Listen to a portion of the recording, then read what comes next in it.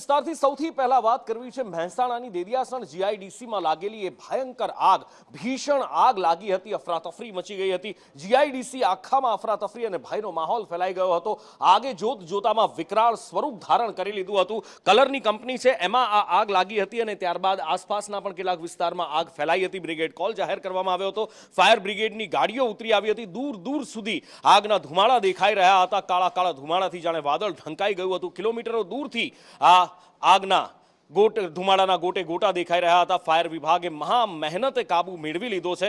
આગ કઈ રીતે લાગી હતી, અત્યારે શું પરિસ્થિતિ છે, તમામ વિશે જાણીએ પાયલ પાસેથી। પાયલ, જી ચોક્કસ, દેડિયાસણ જીઆઈડીસી 2 માં આગ લાગી હતી અને ઇંક બનાવતી ફેક્ટરીમાં આગ લાગી હતી। જ્યારે આગ 3 વાગ્યાની આગ લાગી હતી તો 3 કલાક જેટલો સમય લાગ્યો અને ત્યારબાદ છેલ્લા 7 જેટલા ફાયર ફાઈટર ત્યાં ઘટના સ્થળે પહોંચ્યા હતા અને ગમે કારણોસર આગ લાગી છે અને અત્યારે હાલમાં આગને કાબુમાં કરી લેવામાં આવી છે। જ્યારે મહેસાણા ફાયર ટીમ અને ઓએનજીસીની ફાયર ટીમો દ્વારા આગને કાબુ લેવામાં આવી છે।